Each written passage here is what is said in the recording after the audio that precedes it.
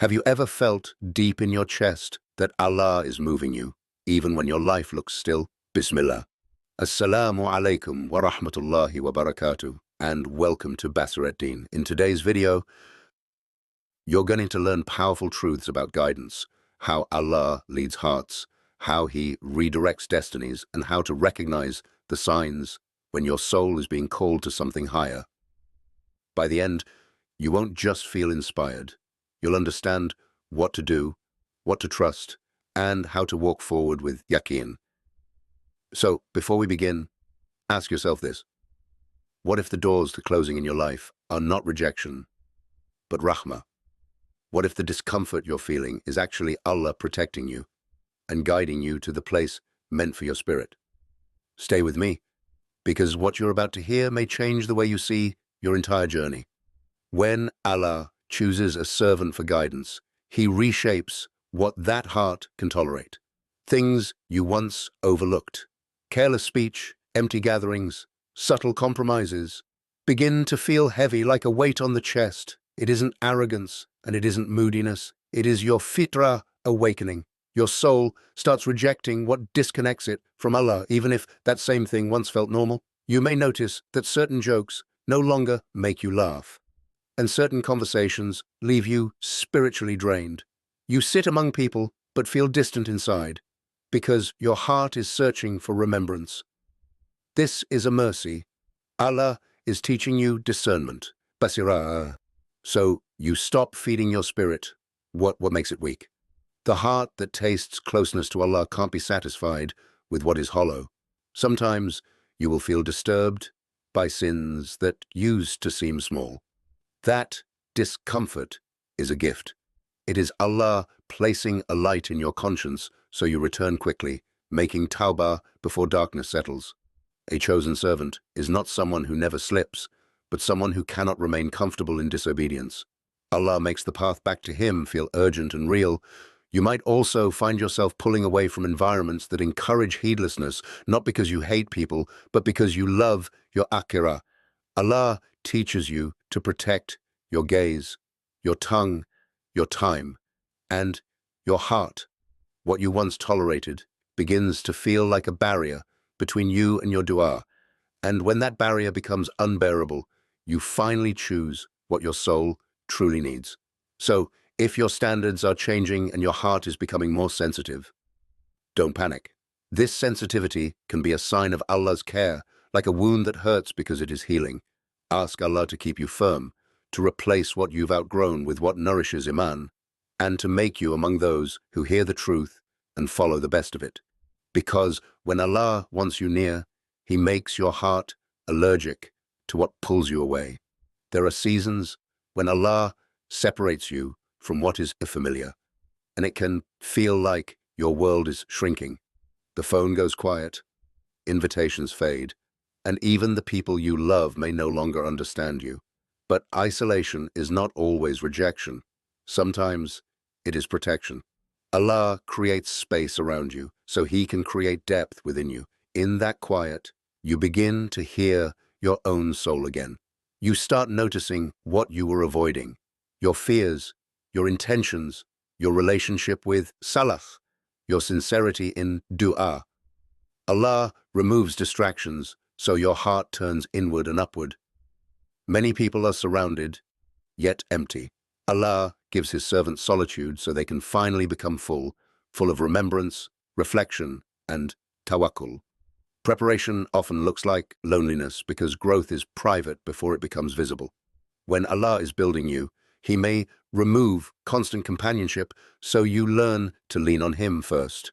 You discover that dhikr can calm you, Quran can guide you, and sujood can carry you when no one else can. This is how Allah strengthens the roots before He raises the branches. You may feel like you're falling behind while others seem to move forward, but Allah's timeline is not the people's timeline. He may be teaching you sabr, cleansing your heart from dependence on creation and purifying your intentions so you seek His pleasure, not applause. A servant who can worship Allah without being seen is being trained for sincerity, and sincerity is priceless. So don't rush to escape the separation season. Use it. Make it a turning point. Fill your days with what brings barakah, consistent prayer, honest tawbah, learning your deen, and asking Allah to guide you to what is best. Because sometimes Allah takes you away from the noise not to break you, but to prepare you. So, when He places you back among people, you return with light, wisdom, and a heart anchored in Him.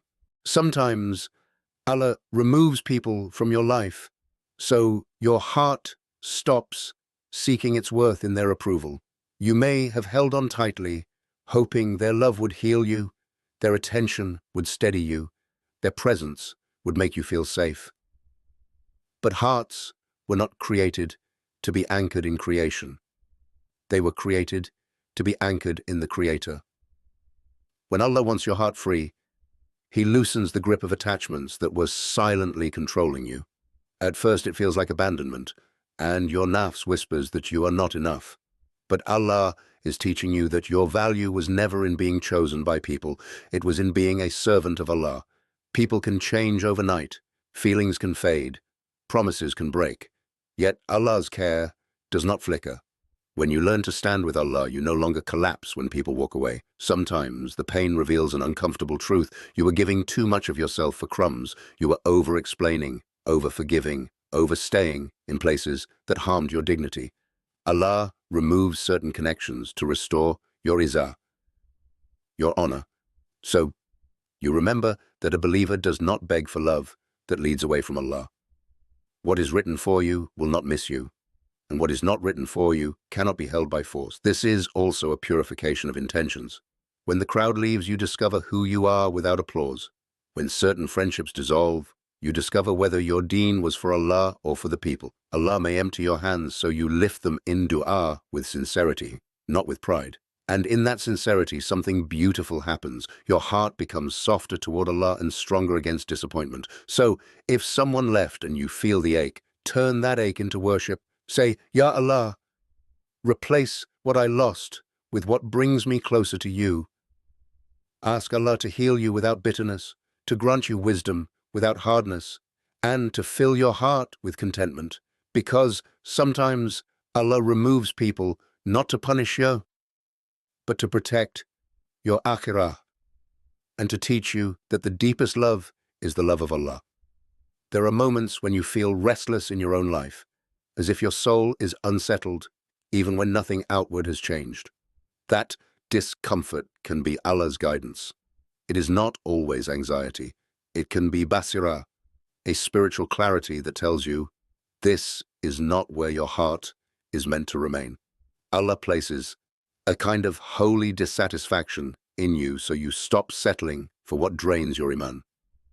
You may notice that certain routines feel empty, certain goals feel meaningless, and certain environments feel heavy. It is as though your heart is quietly protesting. That this can be Allah nudging you away from heedlessness, away from habits that numb you, away from company that weakens you. When Allah loves a servant, He does not let them be comfortable in a place that harms their soul.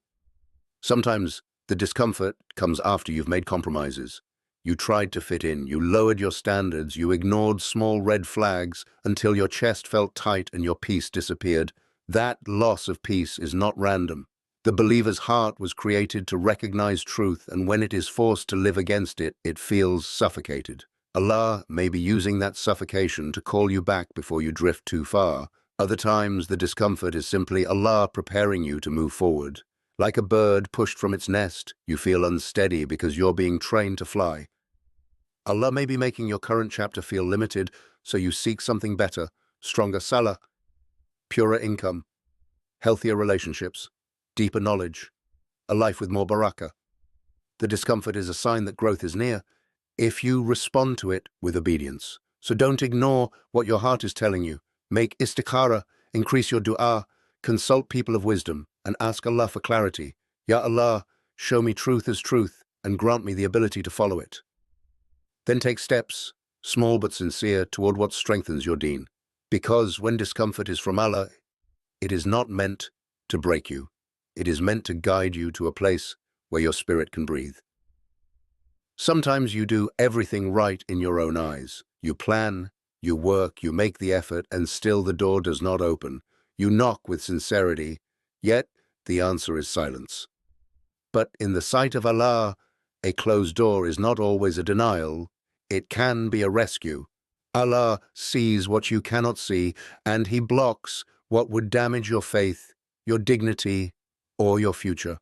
A closed door can be Allah saving you from a path that looks beautiful but carries hidden harm. Some opportunities come with spiritual costs, environments that normalize haram, relationships that weaken prayer, income that removes barakah, or ambitions that inflate the ego. Allah may cut that route short, not because He wants you deprived, but because He wants you protected. When you trust His wisdom, you begin to see closure as mercy. Sometimes doors close because the timing is wrong, even if the destination is good. Allah may delay what is meant for you until your character is ready to carry it with gratitude, not arrogance, with responsibility, not recklessness. He knows what your heart would become if you received it too soon. So He trains you in patience, refines your intention, and teaches you reliance upon Him before He grants you what you asked for. And sometimes doors close because something better is being prepared, something more fitting for your deen and your soul. You may think you lost your chance, but Allah never misses what is written. What passes you was never yours, and what is yours will reach you even if the world tries to block it.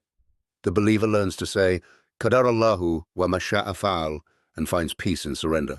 So when a door closes, do not chase it with desperation. Turn back to Allah with dua and trust, Ya Allah, if it is good for me, make it easy, and if it is not, remove it from me and make me content. Keep walking with halal effort, keep your prayers strong, keep your heart clean, because every closed door in dunya can be an open path toward Allah. And that is the greatest success. The place meant for your spirit is not always a map location. It is a state of nearness to Allah where your iman grows and your heart becomes steady. It is the environment, people, habits, routines, and choices that increase your remembrance and strengthen your character. If a place makes you forget Allah, if it pulls you away from salah, if it normalizes sin, then even if it looks successful, it is not meant for your ruh. Often Allah guides you toward what nourishes your faith, spaces where Quran is loved, where your modesty is respected, where halal is honored, where your goals become cleaner and your intentions become purer.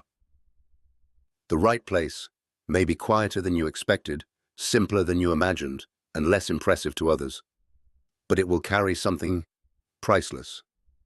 Sakina, tranquility in the heart, and barakah in your time. You can recognize a place meant for your spirit by what it does to your worship. Do you pray with more hudur, more presence? Do you feel encouraged to make dua, to seek knowledge, to avoid what displeases Allah? Do you become softer in character, more patient, more grateful, more truthful? When your iman grows, your soul feels lighter, even if your life is still challenging. Sometimes the place meant for your spirit is not a comfort zone. It is a growth zone. Allah may put you in a situation that forces you to build discipline, leave old sins, develop courage, and rely on Him alone. You may feel stretched, but you also feel elevated. Like a servant being raised in rank through struggle, you begin to see that ease is not the only mercy. Guidance is mercy. So ask Allah to lead you to what strengthens your deen, not merely what pleases your desires. Say, Ya Allah, take me where my qalb will remember you, where my actions will be pleasing to you, and where my nahaya will be khair. Then follow the path with sincerity. Choose halal, guard your prayers, keep good company, and stay close to Quran. Because the truest place for your spirit is wherever Allah is remembered, and wherever your heart is drawn nearer to Him. Allah guides in ways that are gentle and in ways that are hidden. Sometimes you see clear openings, unexpected help, a timely opportunity, a door that swings wide with ease. But other times, guidance comes through stillness, through waiting, through the quiet discipline of continuing to obey Allah when nothing seems to change. This is where sabr becomes more than patience. It becomes worship. Sabr is not passive. It is an active choice to remain steady upon what pleases Allah, to keep praying, to keep making dua, to keep seeking halal, to keep your tongue clean, to keep your heart from despair.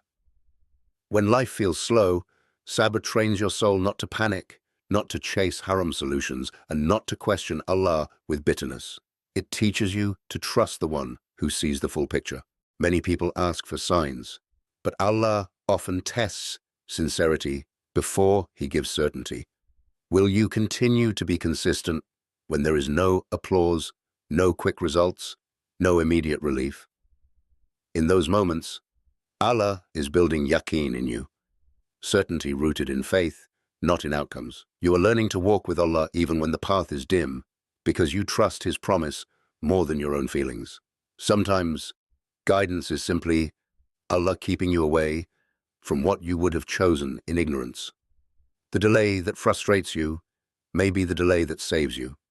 The unanswered dua may be stored for a better time, or exchanged for protection you never noticed. When you understand this, your heart softens, and you stop treating waiting as wasted time. You begin to see that sabr is a bridge Allah gives to His beloved servants. So, if you are in a season of waiting, do not let shaitan convince you that Allah has forgotten you. Stay close to Salah. Increase your istighfar and speak to Allah with humility. Ya Allah, guide me to what is best and make me pleased with your decree.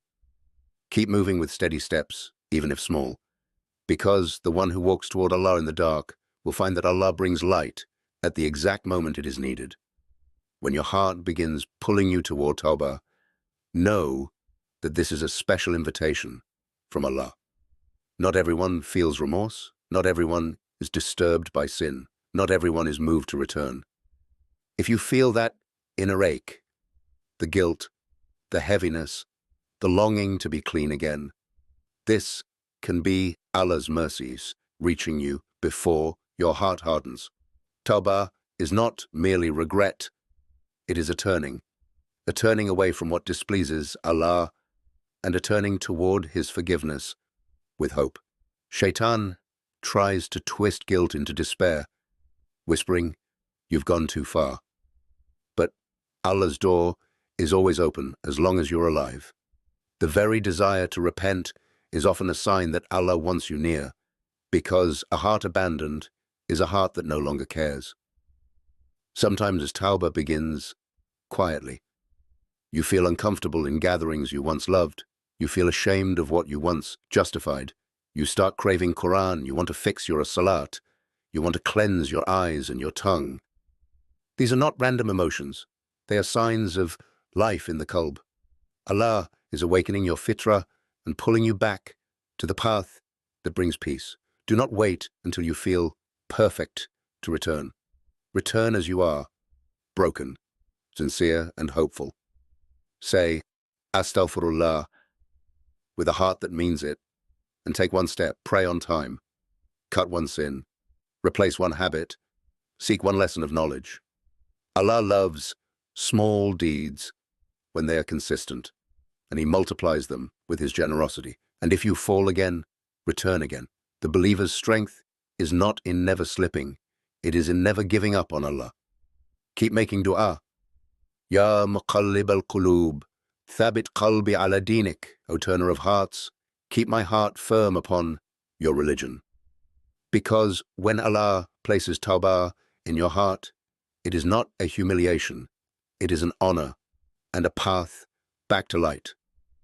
Before you go, take a quiet moment and thank Allah for bringing you here, because guidance is a gift, and not every heart is invited to reflect.